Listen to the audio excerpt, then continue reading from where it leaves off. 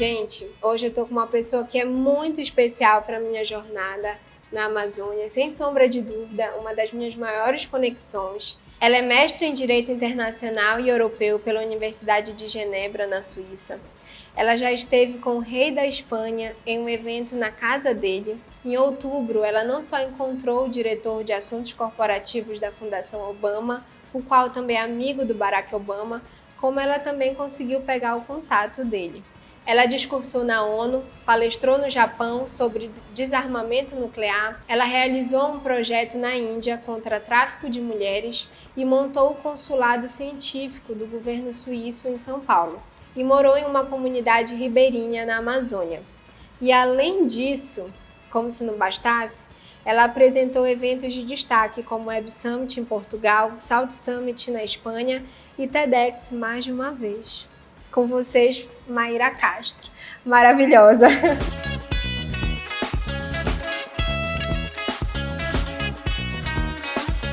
Minha amiga maravilhosa.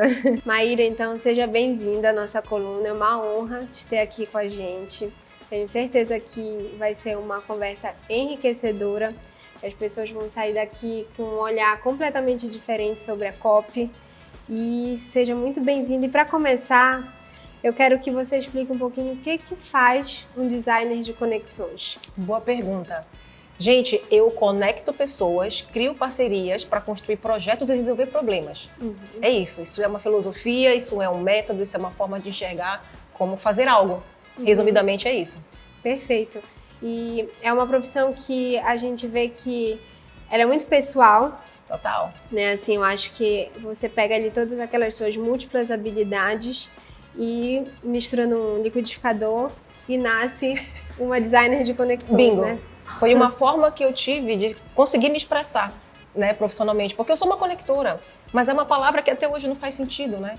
Tem pessoas que realmente pensam em tubulação quando eu digo isso. Sim. Então eu tive que usar da criatividade, né, quando eu saí do meu trabalho, para ver como é que eu ia me apresentar. E eu falei, quer saber de uma coisa? Se não existe o que eu quero, eu vou lá e vou criar. E no final das contas, é tomar responsabilidade pelas nossas ações, né? Então eu tive essa coragem, essa ousadia de criar algo que pudesse encapsular aquilo que eu consigo entregar e servir à sociedade.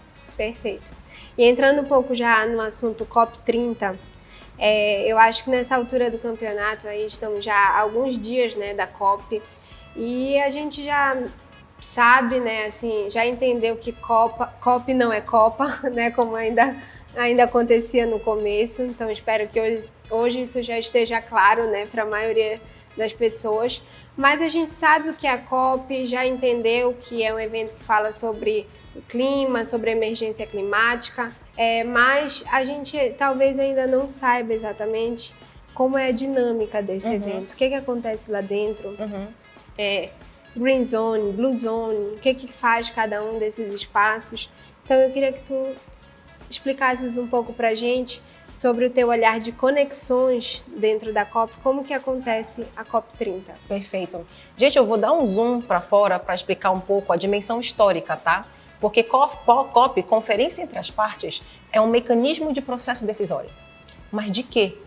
Né? Da Convenção Quadro das Nações Unidas sobre Mudança Climática. E essa discussão ela começou justamente no Brasil, na Eco 92. Sim. 2 anos depois é que veio a COP, né, que é um mecanismo de processo decisório, né, sobre a questão de emissão de gás carbônico, né, porque a gente está numa panela de pressão. Então, o objetivo desse Tratado de Direito Internacional é fazer com que se reduza e se estabilize essas emissões para que a gente não aumente a temperatura. É isso.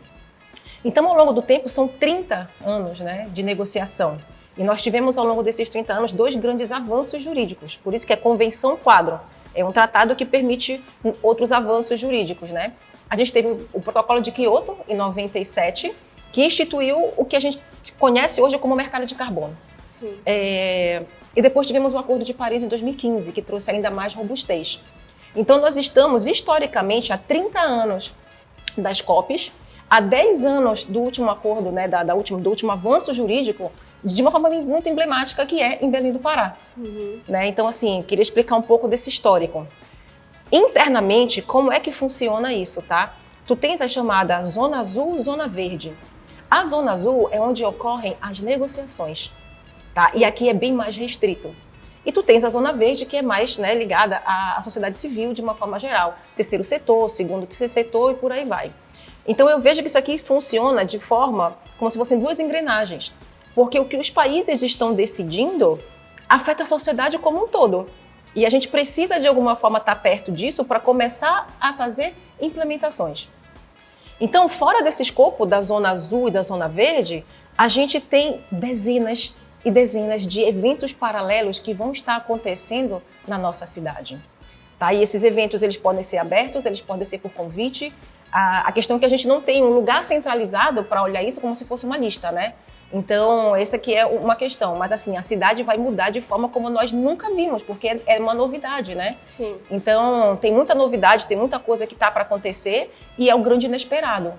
Então, falaste agora sobre essa questão da zona azul ser uma zona mais restrita, a zona verde ser uma zona onde a gente pode ter mais acesso, mas a gente sabe que nem todo mundo vai ter acesso à COP30, todo mundo vai ver o movimento aqui em Belém, mas nem todo mundo vai estar ali, de fato, nos lugares onde vai estar acontecendo.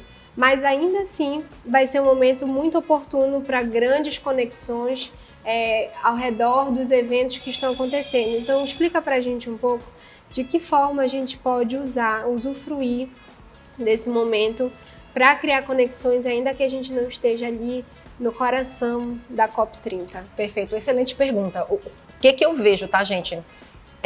A cidade, ela é uma plataforma que vai receber um evento com milhares de pessoas. Eu vejo que a maioria das pessoas não consegue capilarizar, ou seja, encontrar justamente os contatos locais, né, para poder se relacionar. Sim. Por falta de rede, de relacionamento mesmo, tanto eles de que estão chegando, quanto nós também, né? Então esse aqui é um cenário. E aí como é que a gente lida com isso? Olha, o primeiro passo é entender quais são os eventos, né, que estão acontecendo e a disponibilidade, né, de se fazer parte. Quando você está num lugar como esse, ele é bem menor do que a zona verde que está toda ali, né? Ou seja, um espaço menor com menos pessoas te dá mais possibilidades de encontros. Tá? Então, isso aqui é uma possibilidade. A outra é saber quem tu conheces que está mais envolvido do que tu com o evento. Perfeito. Porque fluxo de informação. O que a gente precisa, na verdade, é entender das informações, onde elas estão circulando. E informação circula através de pessoas. Sim. Então, a gente precisa primeiro começar a utilizar a nossa rede local. Né? Por exemplo, tu conheces várias pessoas. Quem tu conheces que tem mais acesso ou está mais próximo dos assuntos da COP, que tu possas conversar. Porque aqui tu pode fazer um fluxo de informação para saber de evento, para saber o que está acontecendo e por aí vai.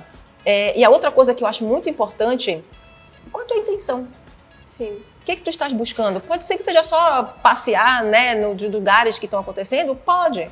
Pode ser que tu esteja buscando contato com novos clientes, né? Porque quando você vai se movimentando, que a tua intenção está clara, é impressionante como a rede é uma magia que não tem como explicar, mas aquilo vai te trazendo como retorno. Então eu vejo que seriam basicamente essas duas formas, né? Entender quais são os eventos que estão acontecendo na cidade e começar a perguntar, a se conectar com a tua rede local para saber justamente quem está fazendo o quê e como é que essas informações podem fluir. Perfeito. E você falou também dos objetivos, que eu acho que isso evita a FOMO, que certamente a gente vai sentir muita FOMO durante a COP. Para quem não sabe, FOMO é um sentimento de você estar perdendo algo, de estar algo acontecendo e você não está ali presente. Então, o nome disso é FOMO.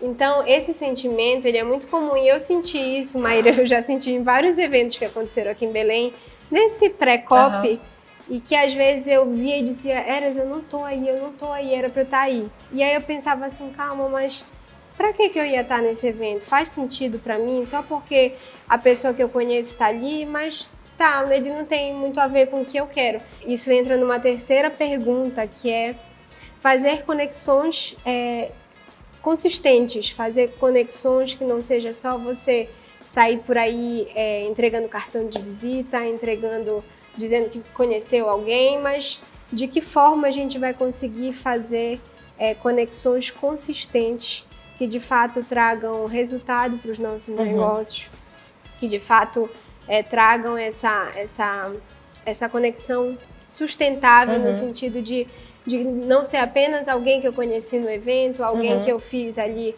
uma amizade, mas que de fato aquilo traga um resultado para o que a gente quer fazer. Olha, que pergunta bacana. A primeira coisa, gente, é que nós culturalmente temos uma habilidade de alto valor agregado nesse momento, que é o acolhimento. Sim. A outra coisa que é muito importante a gente ter em mente é que nós somos anfitriões. Pega o que é teu. A gente pode dizer bem-vindo ao mundo inteiro. E a gente precisa se apropriar disso. Sim. Porque nós somos a porta de entrada cultural para a Amazônia. Com certeza. Tá? Então, eu acho que a nossa postura, a gente se apropriar daquilo que é muito natural para a gente, eu acho que é o primeiro passo, porque isso leva a um segundo aspecto, que é a autenticidade. Sim. Né? Então, a gente é um povo muito acolhedor. Sabe? A gente não precisa fazer esforço. É só ter consciência de que isso é uma grande habilidade, nem todo mundo tem dessa forma como a gente tem. Sim. Né? Então, eu acho que esse é o primeiro ponto. A outra questão é entender o que é fazer network e fazer conexões. Né? Então, para mim, fazer network é se movimentar. E fazer conexões é gerar valor.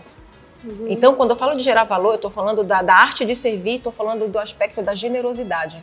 Né? Ou seja, você vai conversar com quem quer que seja, o interesse genuíno naquela pessoa e de que forma você pode eventualmente ajudá-la, o que quer que seja, é uma forma de você gerar justamente essa não tem outra palavra, é conexão, né? Criar um vínculo. Sim. E o que a gente mais vai precisar é de construção de relacionamento, porque é isso que vai fazer com que solidifique depois da COP. Porque o legado de infraestrutura ele já está aí. O que vai ficar depois, que é o intangível, né, que são os relacionamentos, vai depender muito de como é que a gente vai se relacionar com esse mundo que está chegando. E aí, gente, não é uma questão de quantidade, é uma questão de qualidade. Eu estou muito consciente da questão do FOMO, porque é muita coisa, é muito de muita coisa, né? Então dá aquela sensação de FOMO. E assim, é um caos, né? Porque é muita informação. Mas é justamente a partir do caos que a gente cria planejamento e organização, né? Então eu vejo que a questão de não é da quantidade, mas da qualidade, né, do relacionamento que você pode fazer é o que vai fazer justamente a gente ter esse relacionamento, essas conexões que vão poder perpetuar, e é a partir de relacionamento que se faz negócio, que se constrói projetos e que se faz fluxo de capital.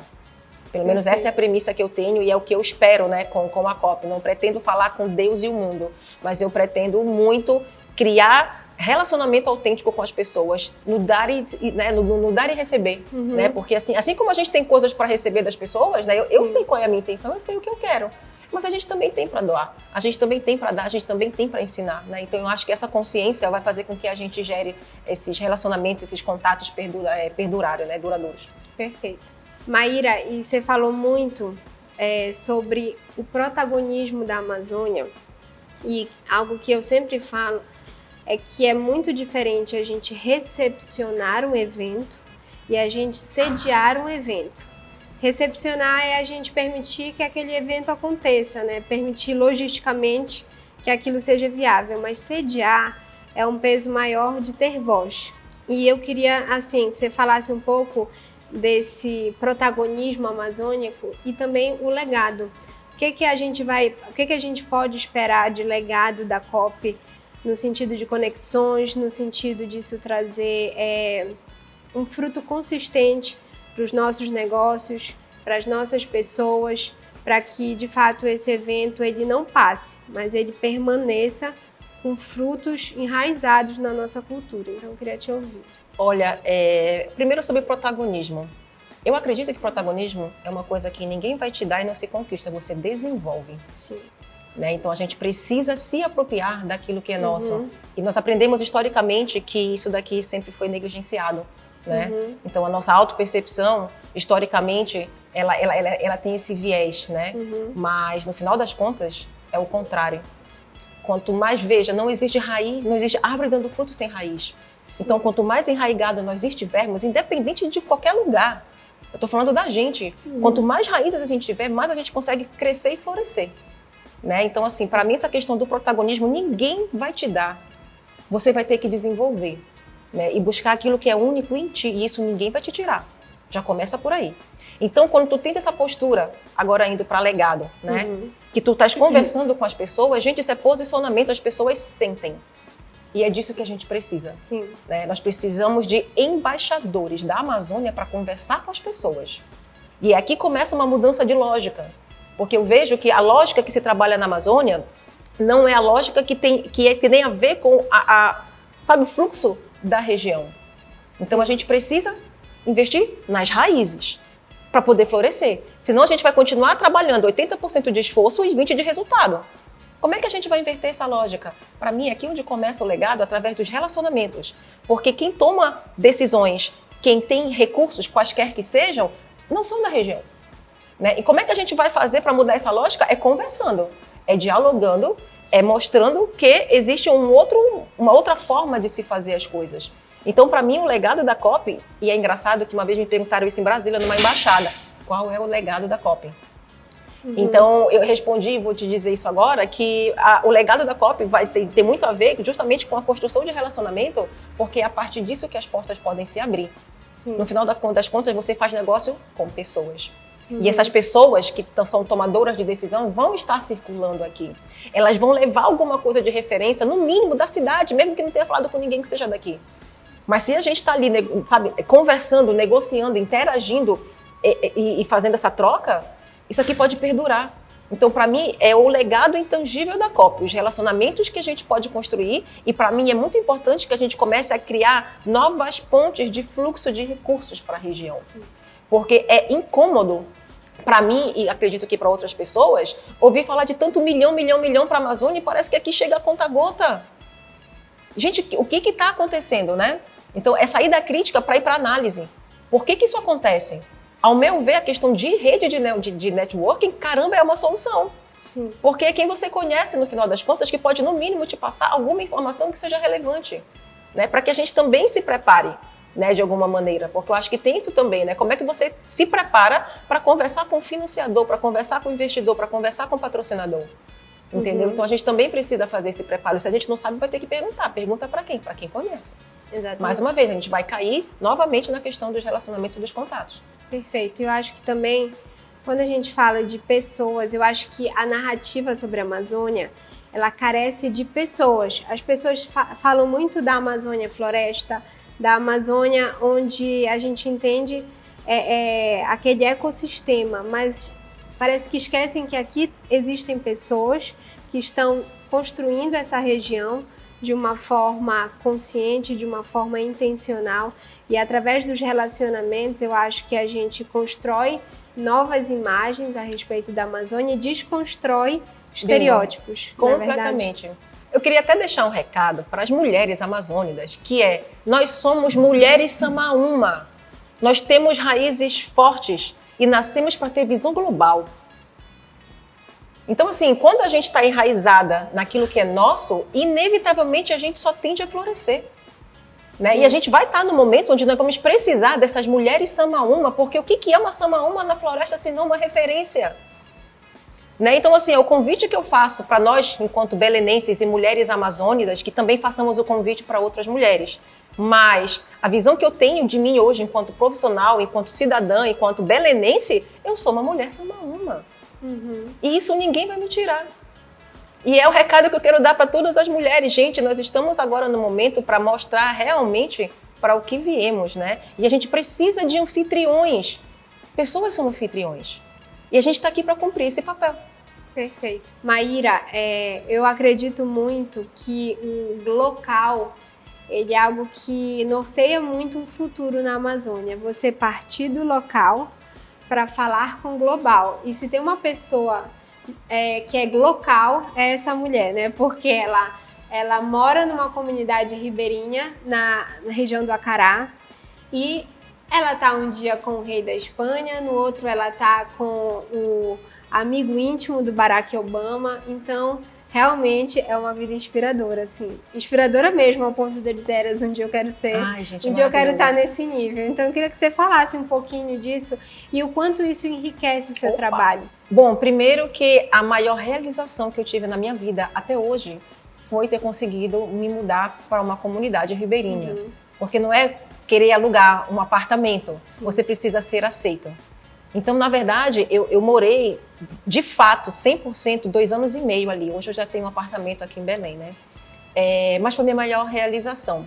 Então, estar ali já tem esse processo de aceitação, tá? Então, é muito é muito prazeroso, é muito honroso para mim. E estar ali é como se eu estivesse dentro de um carregador. Sim. Né? É interessantíssimo, porque é um contato muito direto com a natureza e aquilo vai fazendo parte de ti, que você relaxa. Eu passei até a ouvir menos música, né? Então isso muda completamente a forma como você se relaciona. Até porque as pessoas das comunidades, elas têm um luxo da cordialidade, gente, não tenho o que explicar.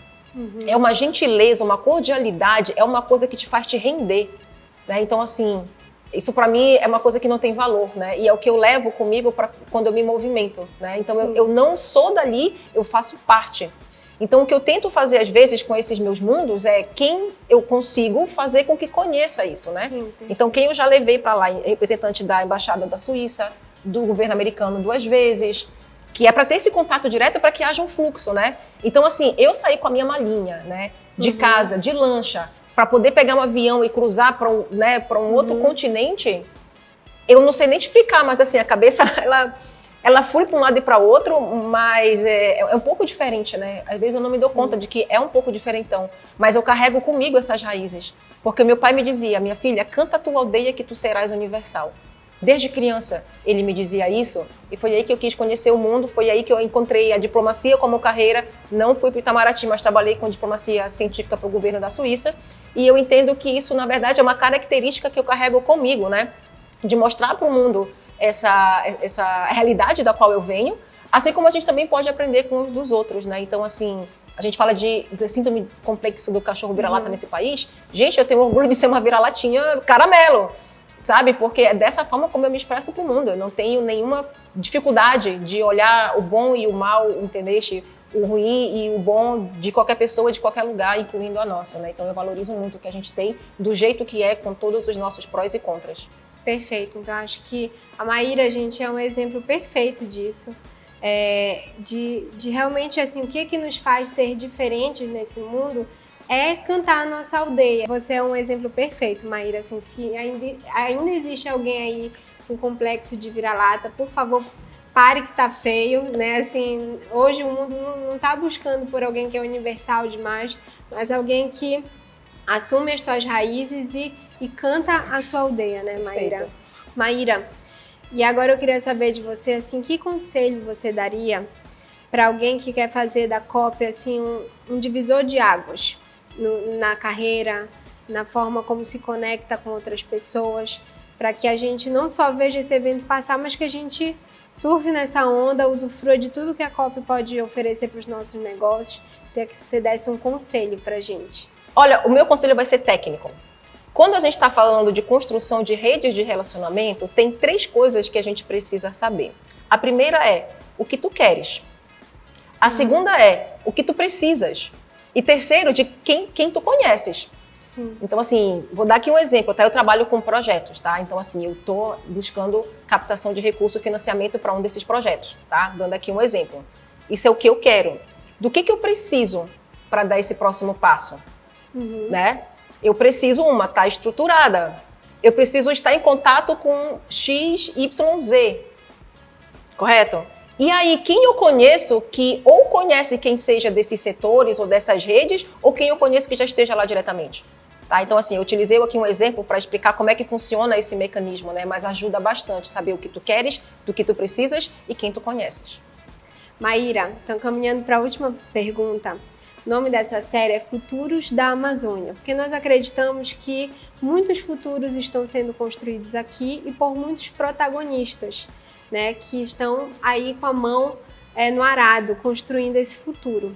E é o que eu acredito que a gente chama na pesquisa de tendências de uma Amazônia Trendsetter, que é um lugar que lança tendências, que lança inovação, e esse lugar, essa Amazônia Trendsetter, ela também é construída por Amazônidas Trendsetters, né? Ou seja, pessoas dentro da Amazônia que estão sendo voz de inovação. Então eu queria assim que se deixasse uma mensagem assim para esse futuro na Amazônia. Eu acho que você é uma grande trendsetter na Amazônia. Eu acho que você está construindo um futuro brilhante aqui. E eu queria que você falasse assim um pouco desse futuro que você acredita que está sendo construída assim por várias conexões. Quando eu imagino, sabe aquela teia assim de conexões cheia de luzinha? Eu acho que é essa a imagem que eu vejo assim do seu trabalho. Eu queria que você falasse um pouquinho. Olha, a visão que eu tenho, né, da nossa região, ela inclusive é a visão da minha empresa, né, da Invest Amazônia. Eu vejo uma Amazônia propositiva, que pode exportar muito além de commodity. E sim soluções, inovações e tendências. Essa é a Amazônia que eu enxergo. Perfeito. Então, todo o trabalho que eu faço é voltado para isso. E eu acredito muito no poder de um tijolinho. Sabe? Aquela contribuição que você vê num todo e parece invisível, mas é aquilo que tu podes fazer. Então, eu acho que a junção de vários tijolinhos faz uma construção maior.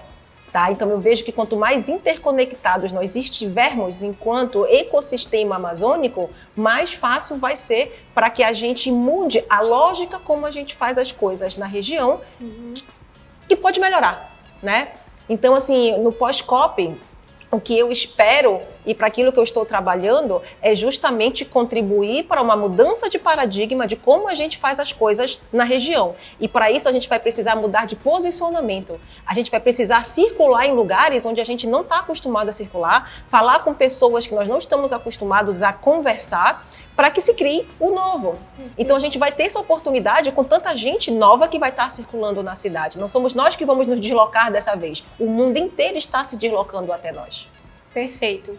Então, Maíra, eu quero te agradecer imensamente. Foi uma honra te receber aqui. Tenho certeza que vai ser um dever de casa. Eu, pelo menos, depois da nossa conversa, eu vou fazer o meu dever de casa, de tudo que eu preciso fazer na COP, de toda a estratégia que eu preciso ter.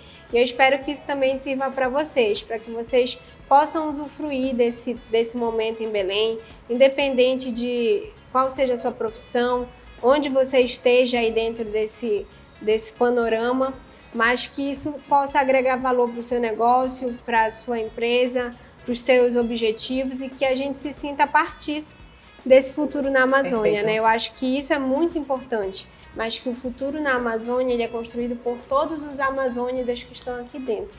Maíra, obrigada, viu? Amanda, sempre é um prazer conversar com você. Uma mega super power conexão que eu tenho aqui e espero que vocês também acompanhem, sigam a Maíra, porque é só sucesso essa pessoa.